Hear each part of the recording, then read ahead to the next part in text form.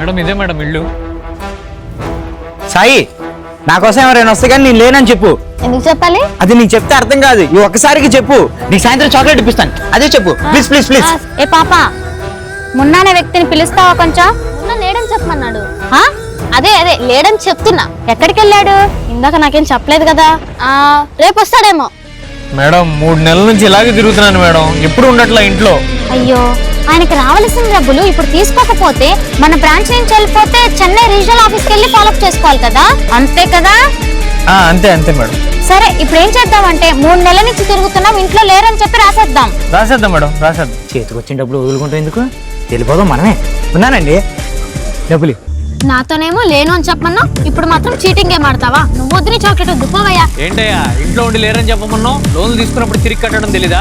నేనేమైనా కావాలని అడిగాను లోను, ఎంట పడి మరి ఇచ్చారు కదయ్యా లోను. ఇప్పుడు కట్టలేకపోతున్నాను, 2 రోజుల తర్వాత కడతాం లేవాయ్, కంగారేంది? ఏంటయ్య ఎలా మాట్లాడతావు? మేము ఫోన్ చేసి అడుగుతాం, నీకు అవసరం ఉంటేనే కదా లోన్ తీసుకుంటావు. తీసుకున్నప్పుడు టైంకి కట్టాలి కదా, నువ్వు కట్టక 3 నెలలు అయింది, అందుకే వచ్చాము. కడతాంలేండి, వచ్చే నెల చూసుకొని. వచ్చే నెల డబ్బుంటే ఖచ్చితంగా కట్టేస్తా, ఈసారికి వెళ్ళరు. ఏంటయ్యా ఇలా ఉన్నారేంటి కస్టమర్స్? ఏం చెప్పమంటారు మేడం, బ్యాంక్ వాళ్ళు ఏమో లోన్ టార్గెట్లు అని చంపుతున్నారు, వీళ్ళేమో నెల నెల పొడిగిచ్చి 1 సంవత్సరం చేస్తున్నారు. ఇంతకు తప్పేవద్దంటావు? లోన్లు ఇచ్చిన బ్యాంక్ దా, తీసుకున్న కస్టమర్ దా? లోన్ రికవరీ ఏజెంట్ గా జాయిన్ అయిన నాది మేడం.